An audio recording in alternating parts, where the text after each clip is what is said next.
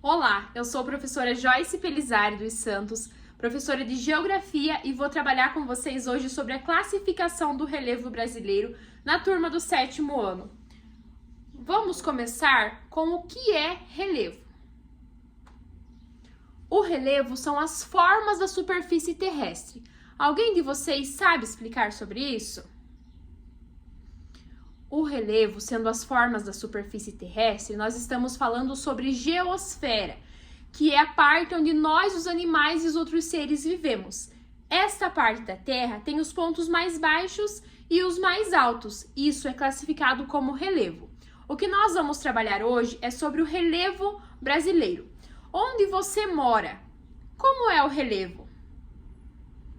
Tem pontos mais baixos, pontos mais altos. A Terra ela tem essas ondulações e isso se chama relevo. Então essa é a classificação. Relevo é a parte da geosfera onde tem os pontos mais altos, mais baixos, mais planos, montanhosos. E nós vamos conhecer hoje o relevo do Brasil, como ele é e quem classificou.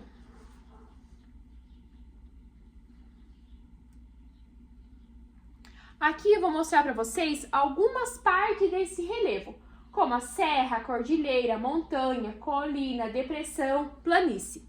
O relevo do Brasil é classificado de 3 maneiras: planalto, planície e depressão.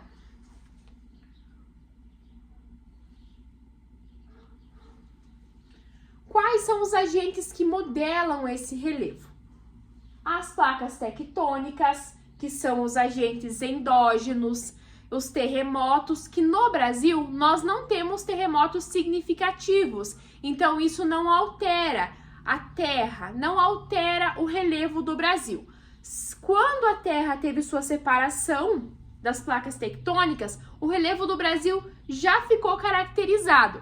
Agora ele sofre o relevo interno, classificação do relevo, modificação do relevo, que é o vulcanismo, e os agentes exógenos, que é por fora do relevo. Então é a chuva, é quando alguém lá no sítio, o avô de vocês, o pai de vocês, pega o trator e vai modificar, deixa um local plano para nossa construção. Então isso são agentes exógenos que vêm de fora. Quando eu falo saída, eu falo exit, que é sair. Então eu vou falar de fora, saída, quer dizer o quê? De fora da Terra, eu vou modificar esse relevo. Por fora da Terra, eu vou fazer a modificação. O que modifica de dentro para fora, eu chamo de agente endógenos.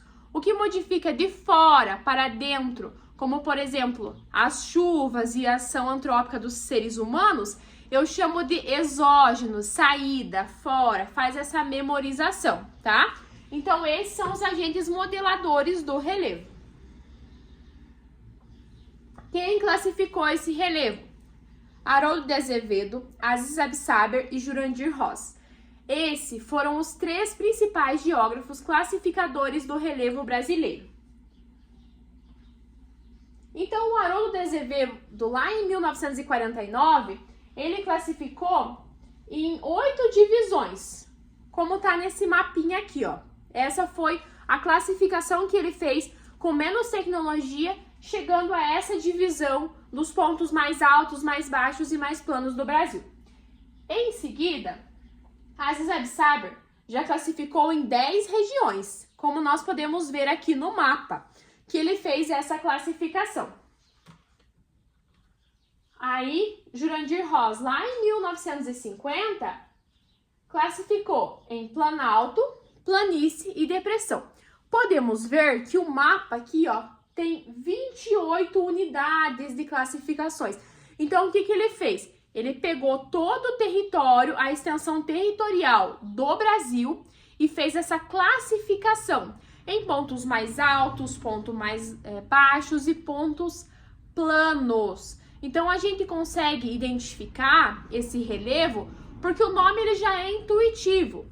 Quando eu falo planalto, alto, nós sabemos que é acima. Então, já é intuitivo você saber que quando eu falo, aqui nós encontramos um planalto, vem de um plano no alto, então planalto. Quando eu falo em planície, também estou falando de um local plano, planície, um local mais plano. E a depressão é uma última classificação do relevo que teve, que ela significa o quê?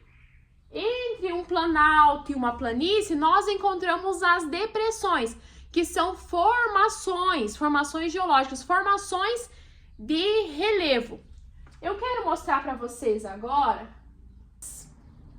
que todos os alunos peguem o seu celular, que nós vamos pesquisar o Brasil no Google Maps e vamos fazer uma viagem através do nosso celular, conhecendo um pouquinho mais do relevo brasileiro. Agora vamos fazer uma atividade com o Google Maps, fazendo uma viagem pela nossa cidade de Pitanga e também pelo relevo do Brasil. Quando nós vamos estudar a classificação do relevo, temos que entender que nós utilizamos esse relevo no nosso dia a dia. Por exemplo, eu vou fazer minhas construções em um local que seja plano. Caso ele não esteja, preciso fazer essa modificação para que fique plano. Então isso, relembrando que é uma ação antrópica, onde o ser humano modifica o relevo, nós precisamos fazer essa modificação em pequenas partes para construir, que é um processo natural, né, da nossa evolução, que são as construções de moradias, empresas, escolas. Por exemplo, essa escola precisou que fosse alterado o relevo para que houvesse a construção, para que tirasse o nível, para que a construção ficasse compacta com o solo, para que desse certo. Assim como várias outras áreas, os hospitais e tudo mais, precisamos modificar. Quando nós vamos fazer um campo de futebol, pode ser que tenhamos sorte de encontrar uma planície, um local plano, e só colocar as traves ali. Mas geralmente precisamos tirar o nível e fazer esse plano, fazer esse local plano, fazer essa modificação no nosso relevo para que nós, seres humanos, consigamos viver de acordo com o que precisa em cima daquela terra. Como solicitei, abram o Google Maps e digitem Pitanga, que é o local onde nós estamos, onde fica situado o colégio em que estamos trabalhando, 7º ano. Agora que já estão todos com o Google Maps aberto, vamos digitar na barra de pesquisa, assim como eu fiz aqui, a cidade de Pitanga, o nosso município. Em seguida, vocês verão essa tela na tela do celular de vocês. Quando nós falamos de Pitanga, já aparece o CEP, que é a nossa localização aqui do nosso município, e vai aparecer desta maneira as localidades que ficam em Pitanga. Por exemplo, aqui nós vamos identificar Roncador, Mato Rico, Barra Bonita, que são os locais próximos a Pitanga. Em Pitanga, nós encontramos, por exemplo, a Limeira, que é uma localidade onde temos até alunos aqui na escola que moram na Limeira, que fica em Pitanga. Vamos passear até lá. Depois a prof vai escolher mais alguns alunos para que nós façamos esse passeio em outras localidades de quem mora no interior. Para irmos até a Limeira, você vai precisar dar zoom aqui, ó. Então, chegamos aqui na Limeira, certo? Como que você vai fazer para ver como é o relevo dessa região? Então, você vem em camadas no seu Google Maps, todos estão conseguindo? Vamos entrar lá. Quando eu entro aqui, ó, em camadas, eu vou em relevo. Clicando em relevo, conseguimos fazer esta viagem para identificar como que é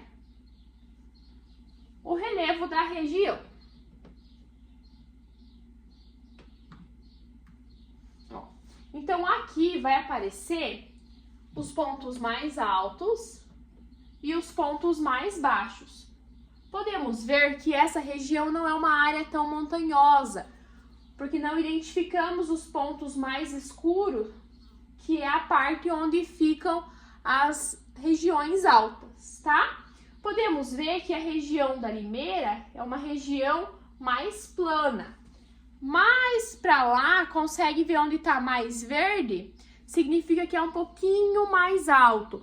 Pelo celular de vocês, vocês conseguem acompanhar exatamente como é o relevo dessa região. Então, essa é uma ferramenta que nós utilizamos no Google Maps para ver. Por exemplo, se eu penso em fazer uma construção nessa região, eu vou ter que fazer uma análise de como que ela é. Tenho que ver quais são os pontos que ligam.